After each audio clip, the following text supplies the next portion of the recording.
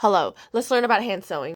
So a lot of people seem to be under the impression that you need a sewing machine to make clothes, which is not true. You do not need a sewing machine to make clothes or anything sewing related at all. Sewing machines have only been around for about 200 years. Sewing has been around for over 50,000 years.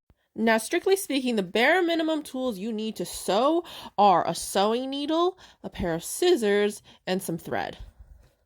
Now, some other tools that are also useful include marking pencils. This is a dressmaker's pencil, and it is a marking tool where you can make a mark on fabric and then wash it off afterwards, so it is not permanent.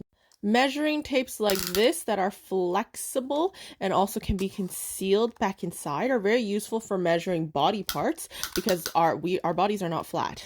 Pins can be used to help hold things together, just like in regular old sewing with a machine. And safety pins like this are very useful when you're trying something on your body and have to take it off and back on multiple times because this means you don't poke yourself. Thimbles are extremely helpful when you're sewing, especially if you're sewing something tough. And if you don't like one style of thimble, there are many out there.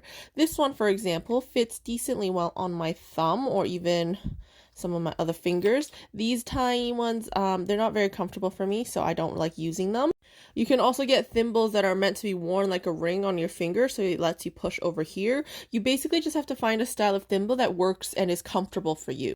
Now, this is a type of needle threader that is very good for when you're hand sewing. They're not very sturdy, so they're not meant to last forever, but the way these work is if I have my needle and I have the eye of my needle, I can push this wire through the eye of my needle. And now I can take a thread and put it through that much bigger hole before pulling it back out like that in order to thread my needle. Seam rippers are extremely helpful, just like with before in regular sewing, so that you can undo your stitches. And this one has a little eraser rubbery thingy on its head to help remove those ripped stitches afterwards.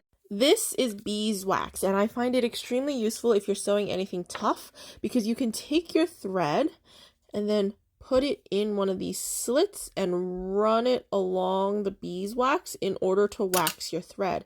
And as you wax your thread, you can then go over it with your fingers, and this helps strengthen your thread. Especially if you're in a situation in which you're sewing with your thread that's been doubled, waxing it while it's been doubled can help prevent it from twisting all weird or becoming uneven. And now that we've got our basic tools, come back next time and we'll see how to do some basic stitches.